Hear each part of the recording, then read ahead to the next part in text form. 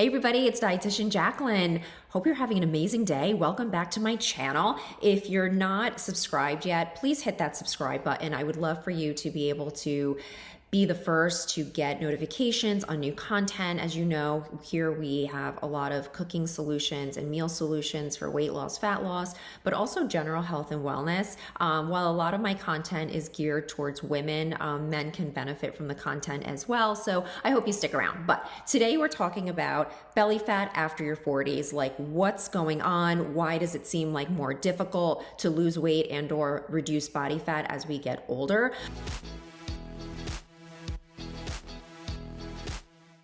So I am a dietitian in my 40s, and I'm going to walk you through the process of why this may be happening, but also how to combat it and give you tips and tools that I use in my own life. Not to pat myself on the back, but I don't perceive myself to have belly fat. So I feel like I'm taking the science that's out there and really implementing it in my own life to the best of my ability. But remember, genetics plays a role. So what works for one person may not work for the other person. And I just want you to know that that's what makes nutrition so unique to you, right? We all have to figure out what works the best for us. But what we're going to talk about today is, scientifically what we can do to help reduce our body fat and also help us live in the healthiest, most positive body that we can. Okay, so let's start with the basics.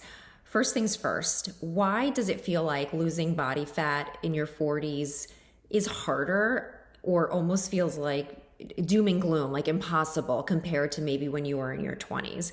And it's not so much, I don't typically see this with women in their early 40s, but once we get to that 44, 45, 46, when perimenopause type symptoms start creeping in, that's typically when we see changes in hormones, muscle mass, and even metabolism. And the muscle mass and the metabolism are connected, okay? So we're gonna break it down.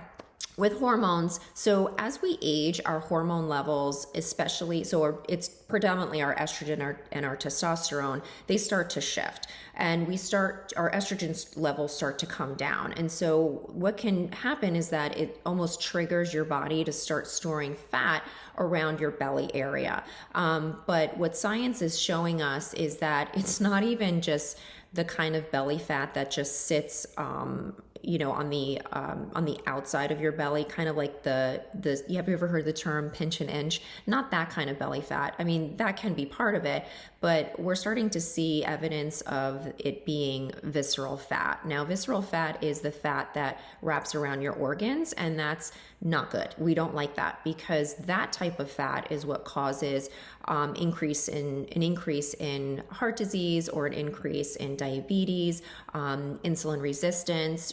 So we really have to be very, very mindful, and I think really be extremely focused on the quality of our diet. So we're going to really dive into that, okay? But remember that as you get older, if you're a woman and you start to get into those perimenopausal years, and in particular when you're going through menopause, we do tend to have higher rates of chronic disease. That's when we start to see someone who never had high cholesterol all of a sudden has high cholesterol, but their diet hasn't changed, their lifestyle hasn't changed. That's that visceral fat that we're talking about.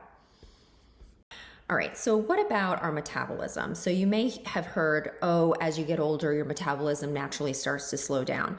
To a degree, but really what we're really dealing with is a loss of muscle mass. So if you know anything about how muscle relates to our metabolism, the more muscle we have, the more metabolically active it is, meaning it burns more energy at rest. That's why weight training is kind of like the gold standard in fitness when we're trying to lose weight or reduce body fat. So we start to naturally lose muscle mass as we get older.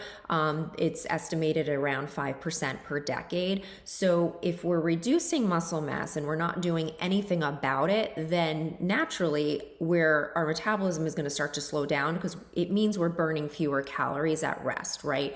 So if you can kind of piece this together, then it's almost obvious that weight training needs to be part of our approach or our system to combat that belly fat. All right, so the first thing we're going to talk about is actually not physical activity, it's diet, because diet is always king.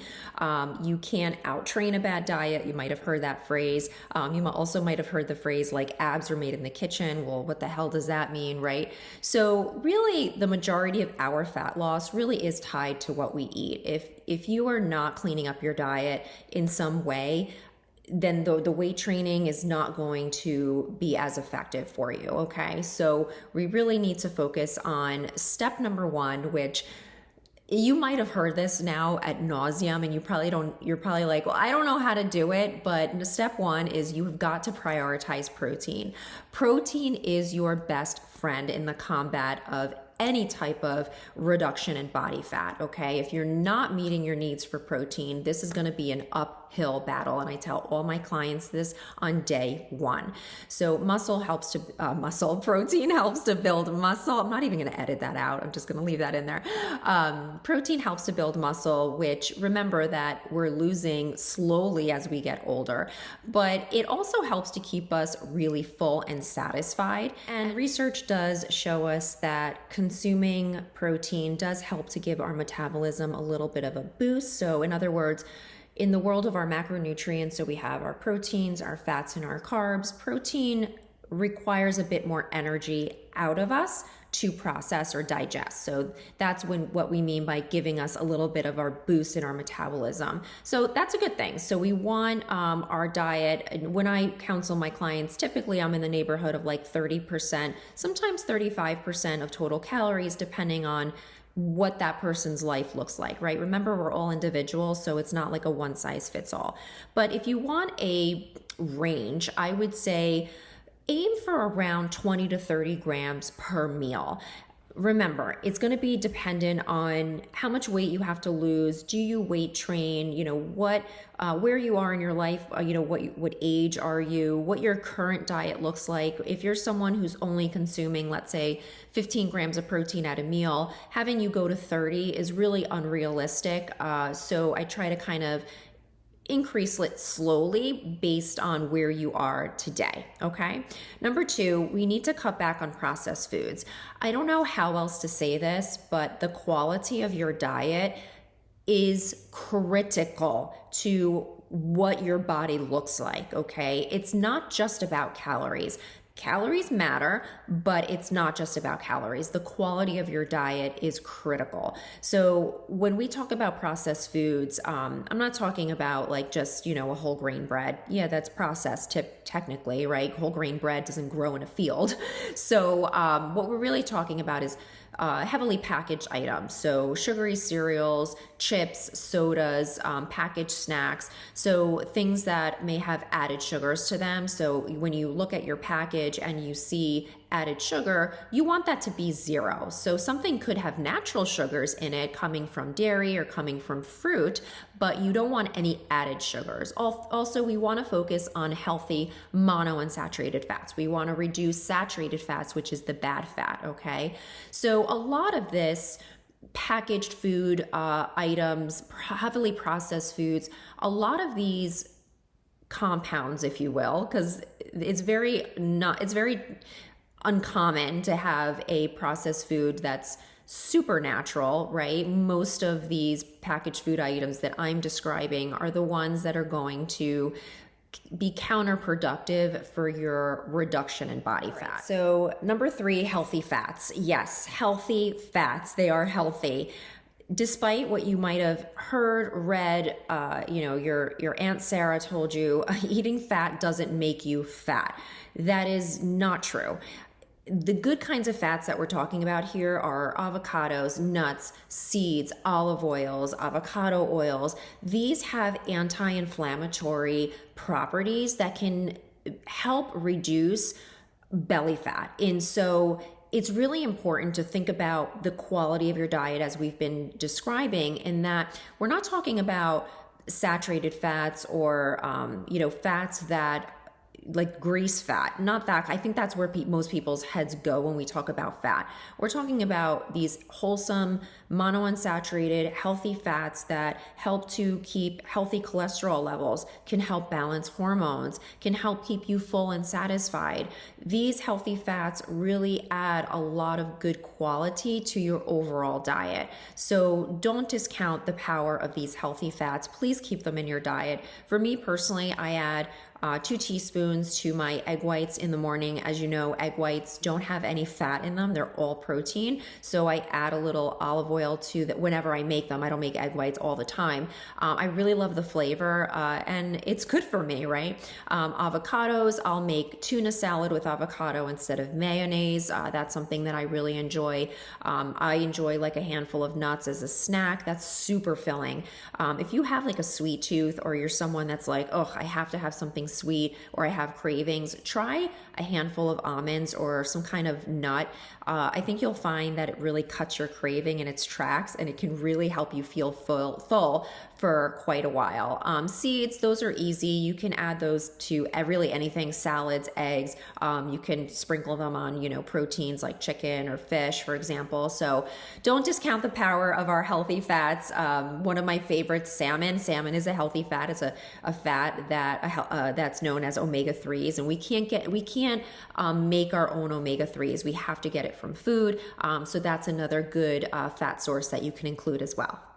And step 4 in our diet segment is staying hydrated. Don't underestimate the power of water. And I know many of you are not drinking enough water. If you can stay seated at your desk for several hours, you're not drinking enough water. Because one of the biggest complaints that my clients tell me is, okay, so I started drinking the water that you told me to drink, but I got to get up from my desk like once an hour. Yeah, I know. You're killing 2 birds with 1 stone. Not only are you getting more hydrated, but now I'm getting you out of your seat and you're getting more steps throughout your day, right? So it's a win-win.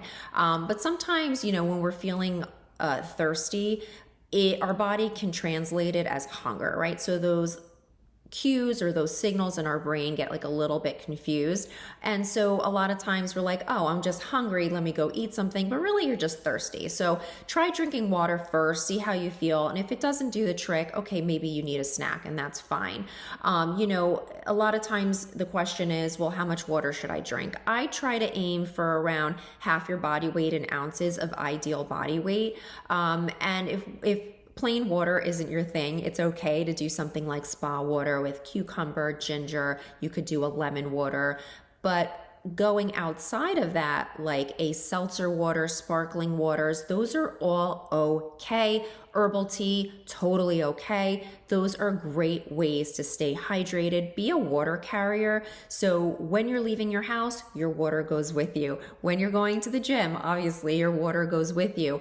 Anytime you are doing whatever, your water goes with you, and you are just more likely to drink from that water if it's in your car, if it's in your backpack, if it's in your work bag, is it on your desk, right? So just be mindful of where that water bottle is at all times. And here's just a really quick tip. If you're someone that's currently drinking sweetened beverages, so juices, sodas, even those fun like fall coffees from like Starbucks or Dunkin' Donuts or wherever it is that you like to go, a lot of them are just full of sugar.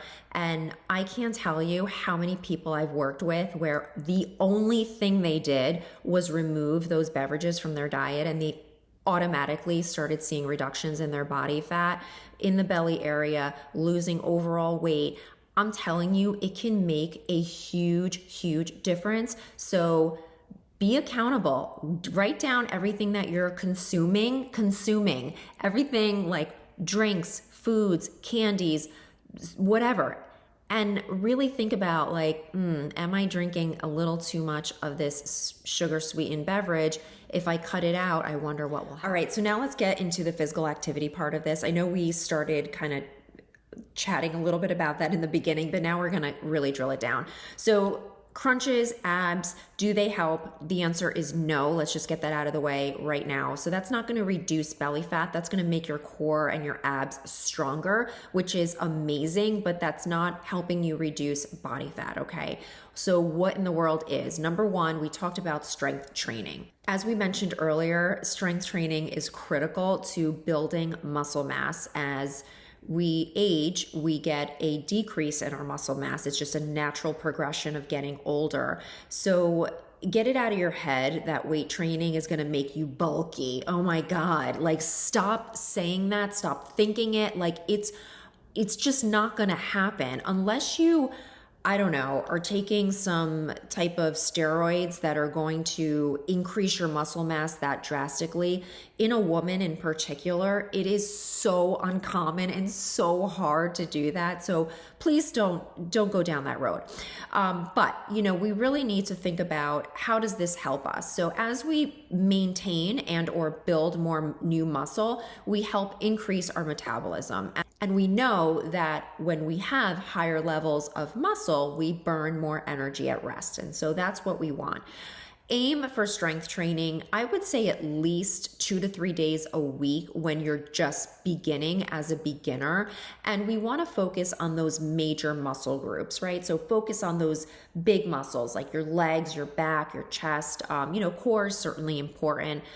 For my ladies that are just starting out, it's okay to just start out with 2 to 3 days a week. The point is that you want that resistance training. You want that strength training. And then as you get better, as you develop a routine, maybe you work with a personal trainer, which I think is a wonderful thing to do so that you can learn proper movements, proper form, and really work with an expert that can get you into a program that makes sense for your body and your goals, okay? Number two, don't be afraid of HIIT, so high intensity interval training. A lot of times I hear these theories that women in their 40s or women who have hormonal issues shouldn't do HIIT training because it just increases cortisol. Well, any activity increases cortisol because it's a strenuous situation for your body. Even weight training does. But HIIT workouts can be particularly effective, and HIIT workouts, if you're new, combine short bursts of intense exercise with periods of rest. And they can be super effective for fat loss and especially for belly fat. So, and the good news is that they can be done in very short periods of time. So like 20 to 30 minutes per session. Oh my goodness. So that's where you may need to be. I love HIIT workouts. I don't do them too often. I do them maybe once a week. But what I do most often, and this is number 3 for me, but remember, my body's different than yours. I do a lot of daily movement. I walk. My low end is 10,000. Most days I can get to 13,000 steps a day, and that's been shown to be really beneficial for me. I have a busy family, I have a busy life, so getting in those steps is just part of my everyday norm. Sometimes I have to try a little harder, like I have to purposely take a walk, and sometimes I can just incorporate a light walk after my weight training session, maybe like 15-20 minutes, to help build up to that step count for the day.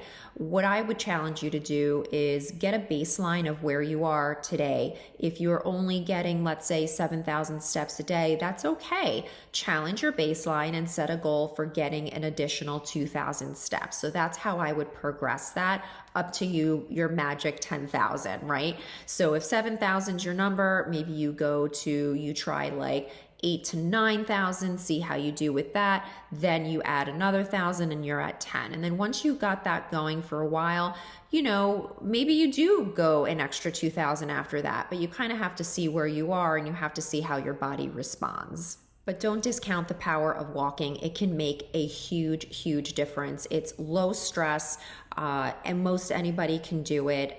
Even if it's cold out, you can go to a mall and walk. I know a lot of people do have treadmills in their homes. Sometimes you use them as a clothing holder, but you clear the towels and the jeans off your treadmill and really use it for walking. A lot of companies and businesses have gyms available to their employees. So hopefully this is something that you can implement with ease in your life. At the end of the day, even if you work from home, and that is definitely a challenge for getting in more steps, I always say take a lap every hour. So if you're at your desk, every single hour you are taking your lap. If you live in an apartment building, great. Now you can go down the steps, a few flights, and come back up. If you live in a standard home, take a lap around your home a couple of times, and you will see that that will add up dramatically if you're really consistent with it. All right, you guys, we are going to finally land this plane. And,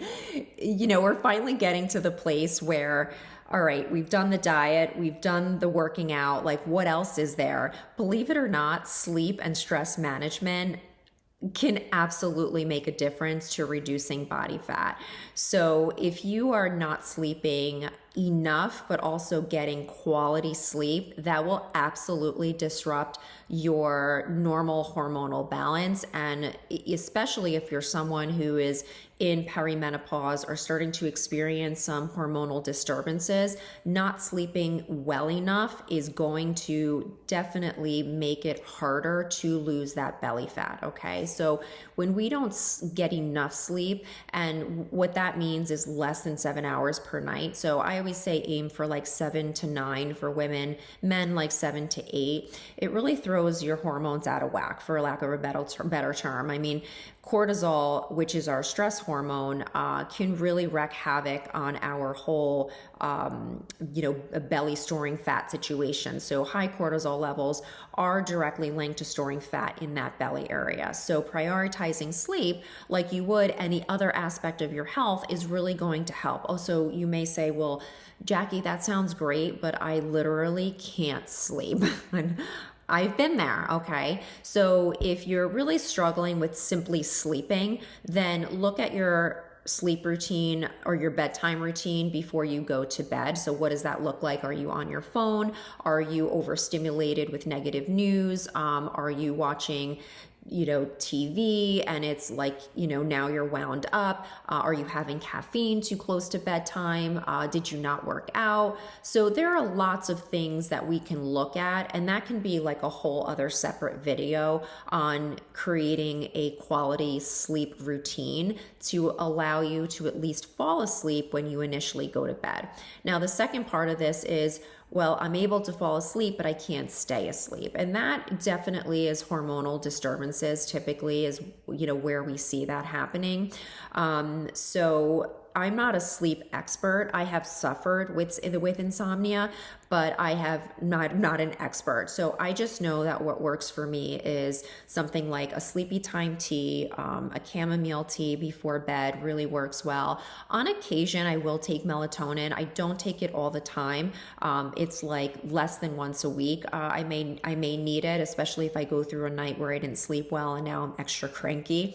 I'll do something like that. But I have a pretty diligent pre-bed routine, and I try to really stick with that. Also, you need to think about what is your window of quality sleep. So what I mean by that is, are you feeling sleepy at, let's say, 9:30, 9:45, but you're kind of fighting it, watching a movie or doing other things, and then you miss your window?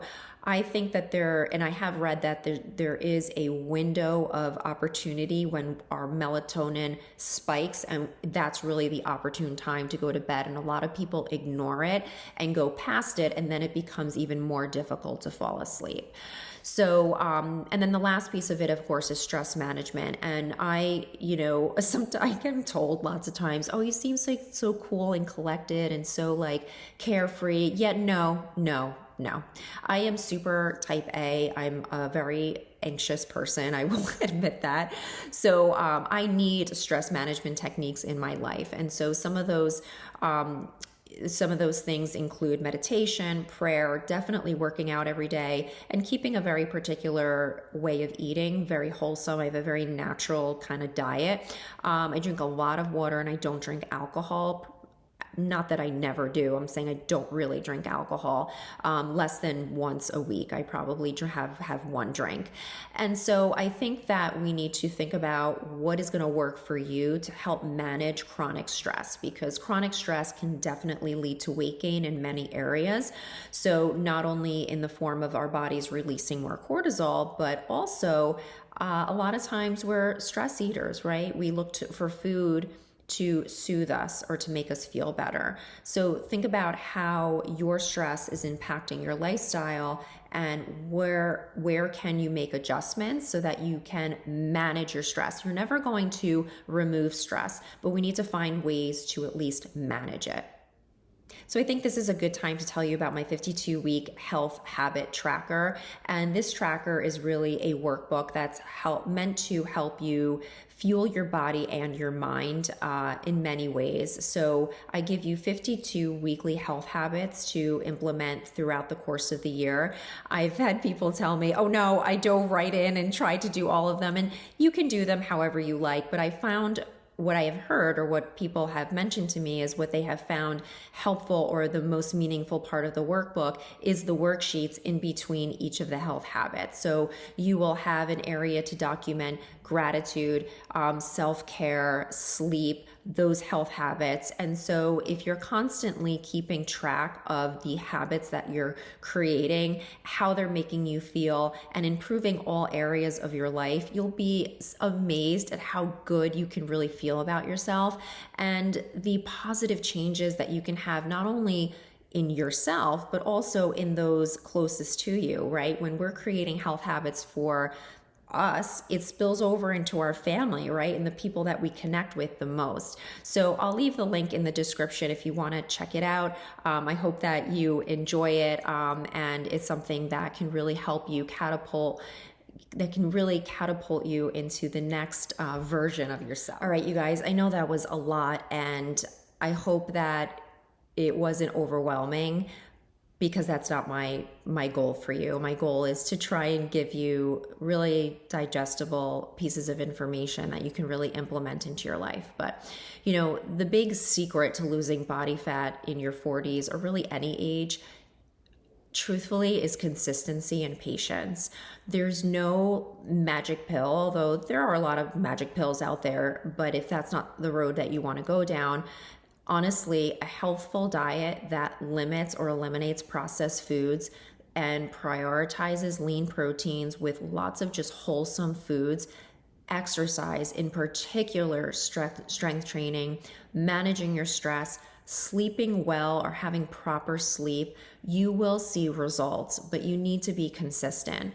Please don't come back in 2 weeks and say this didn't work. It's not going to take 2 weeks. And I can't tell you how long it will take, but you will see results with true consistency. The other thing I want to mention is that when it comes to reducing body fat, the scale will not necessarily dictate those results or show you the results that you're looking for. So always do body measurements and photos to really identify the progress that you may or may not be seeing. I've seen incredible before and after photos that have no changes in scale, none, zero, like no changes in scale, but the body looks fitter, leaner, and that really is just body recomposition at work. Remember that slow and steady can win the race. This isn't a race to the finish line, like the person who eats the less and loses the most weight or body fat in the shortest amount of time wins.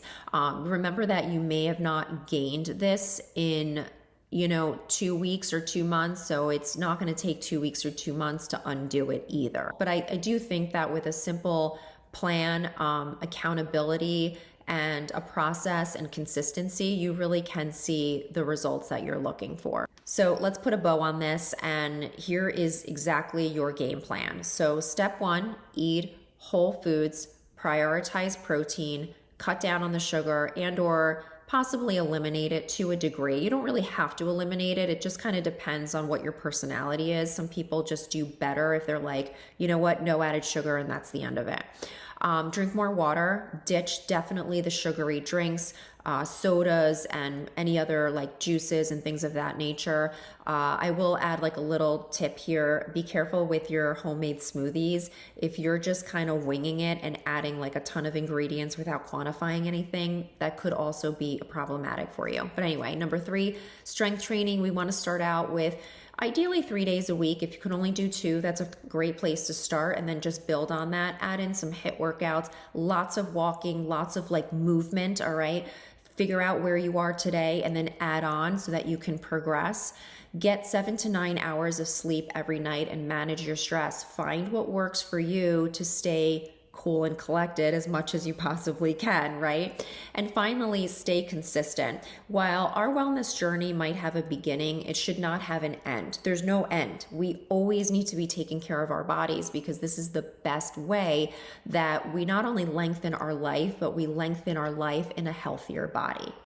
All right, you guys, thank you so much for tuning in. Don't forget to subscribe if you haven't already, and please give this video a thumbs up. It helps me to identify the videos that are doing well so that I can bring you the content that is relatable to you, but also meaningful, and really bring you content that can help you improve the quality of your health and your overall health and well-being. So thanks so much, and I'll catch you guys next time.